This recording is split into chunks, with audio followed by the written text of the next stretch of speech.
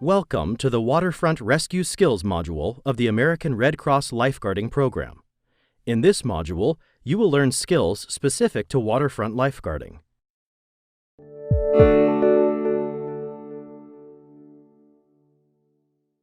Use the run and swim entry to enter the water from a gradual slope with a zero-depth edge, like at a wave pool or a natural shoreline. To perform a run and swim entry, securely hold your rescue tube and excess line as you run into the water, lifting your knees high to keep from falling. At the point you can no longer run, place the rescue tube across your chest and under your arms as you lean forward and begin swimming towards the victim. Alternatively, you can drop the rescue tube into the water and begin swimming, letting it trail behind you. Do not dive or plunge head first into the water, as this could cause a serious head, neck, or spinal injury.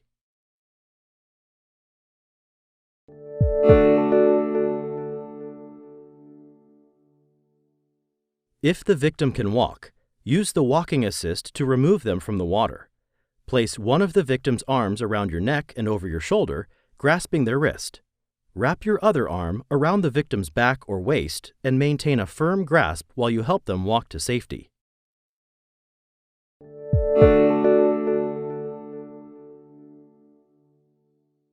If the victim is unable to walk, the beach drag is a safe, easy option. Once you reach shallow water, stand up behind the victim and move your rescue tube out of the way so you don't trip on it. Firmly grasp them under the armpits, supporting the victim's head as much as possible with your forearms, and walk backwards toward the shore.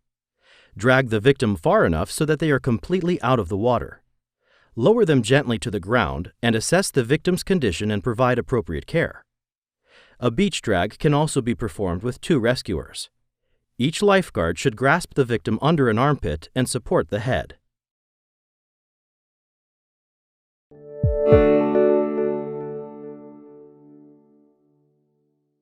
To perform a head splint in extremely shallow water when the victim is face down, first walk to the victim's side.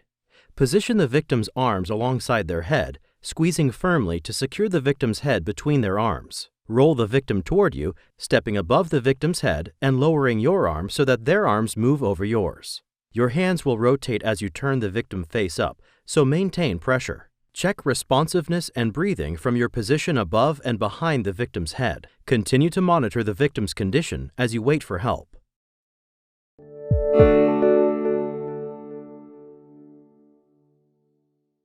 One of the unique challenges of working at a waterfront facility is poor water visibility. Murky water and sun glare can make it difficult, if not impossible, to see anything below the surface. When drowning victims go under where visibility is low, it can be difficult to locate them. If you see a victim submerge, activate your facility's emergency action plan and swim to the place where you last saw the victim. If you can't locate a victim quickly, your safety team may have to organize a search. When organizing a search in shallow water where the bottom cannot be seen, have one lifeguard act as the supervisor. Organize lifeguards, staff, and adult volunteers to help with the search. Have the searchers link arms or hold hands to form a line in the water. Instruct the searchers to sweep their feet across the bottom with each step forward. This ensures that you will cover every inch of the bottom where the victim may be submerged. If there is a current in the area, walk downstream. Tell searchers to yell loudly to alert the search supervisor if they feel something worth investigation on the bottom.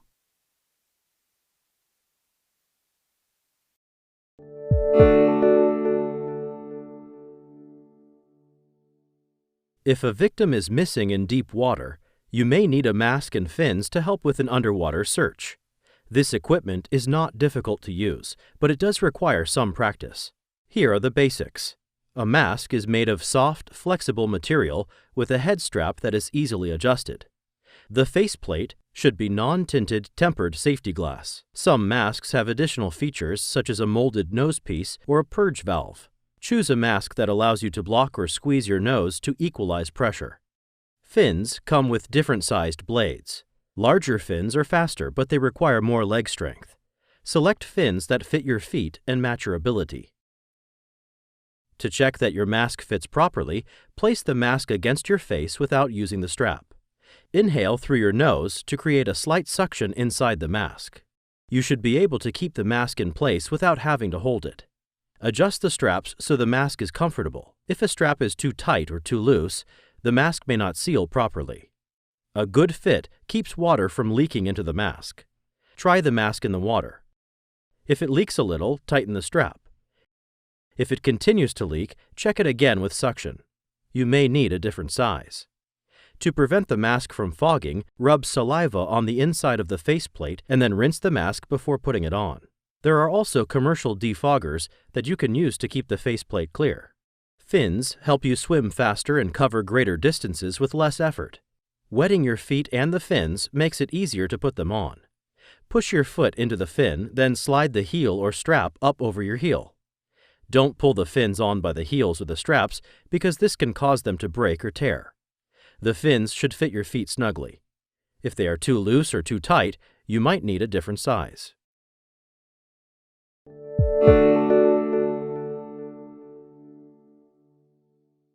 To swim underwater with a mask and fins, use a modified flutter kick.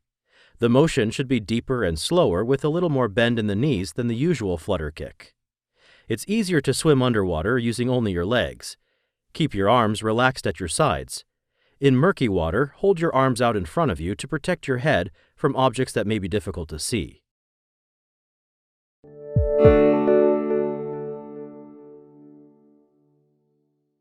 When wearing a mask and fins, enter deep water using a slide-in entry or a stride jump. Never enter head first with a mask and fins. To do a stride jump with mask and fins, put one hand over the mask to hold it in place, keeping your elbow close to your chest. Make sure no swimmers or other objects are in the water below. Step out with a long stride over the water, but do not lean forward. When you enter the water, the fins will slow your downward motion. Keep your arms at your sides and your face in the water as you swim.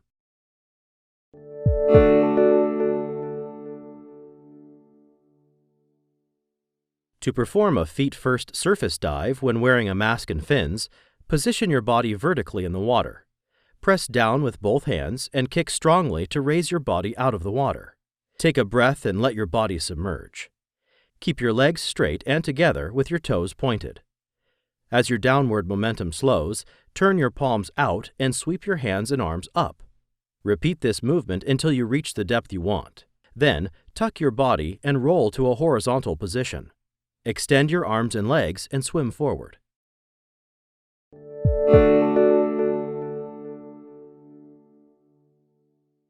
To perform a head-first surface dive with mask and fins, first build momentum using a swimming stroke. Then, take a breath and sweep your arms backwards towards your thighs and turn them palms down. Tuck your chin to your chest and flex at the hip as you sweep forward and down with your arms. Lift your legs up, straight and together, so that their weight above the water helps the descent. Your body should be fully extended, streamlined, and almost vertical. If necessary, kick and/or pull simultaneously with both arms to go deeper. Then, tuck and roll to level out and swim forward underwater.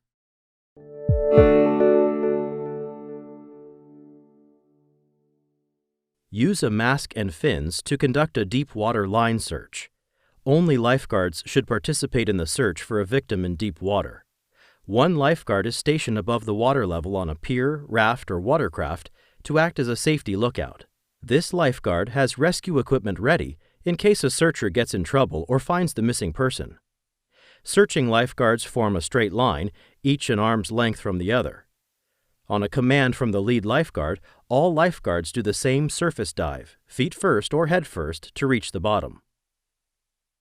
If the water is murky, check the bottom by sweeping your hands back and forth in front of you to cover the entire area. Swim forward a predetermined number of strokes, usually 3, and return to the surface, going up as straight as possible. At the surface, the lead lifeguard accounts for all searchers and reforms the line at the position of the searcher who is the farthest back in the line. From there, all searchers back up one body length, and on command, the team dives again. Be careful not to miss any areas on the bottom as you dive and resurface. Try to avoid disturbing silt and dirt on the bottom to help keep the water as clear as possible. Repeat the dive sequence until the victim is found or the entire area has been searched. If the first search is unsuccessful, repeat the line search at a 90-degree angle to the first search pattern. If the missing person is still not found, expand the search to nearby areas. Consider whether currents may have moved the victim. Continue to search until the person is found, emergency personnel take over, or officials call off the search. If you find the victim during the search, grasp the victim and return to the surface. Move the victim to safety, keeping their face out of the water. The safety lookout brings rescue equipment to the rescuing lifeguard, while the lead lifeguard calls off the search, accounts for all searchers, and instructs them to assist as needed.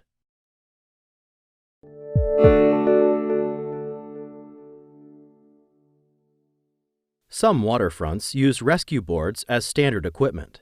They're most useful when there is a long distance between you and a victim.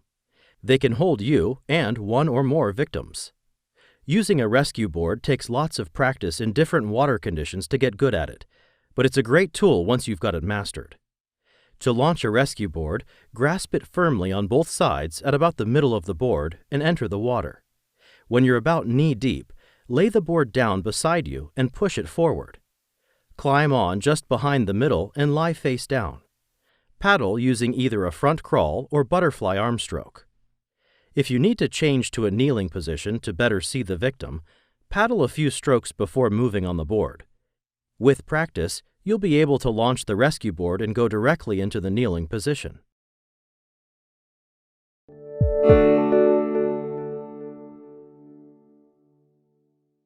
When using a board for a rescue, always keep it positioned between you and the victim. Approach from the side so the side of your board is next to the victim. Grasp the victim's wrist and slide off the opposite side of the board. Try to calm the victim as you reach across the board and hold on. Keeping the board as stable as possible, help the victim onto the board and help them lie on their stomach. Carefully climb on the board from the back and lie between their legs. Be careful not to tip the board over. Keep your legs in the water for stability and paddle back to shore.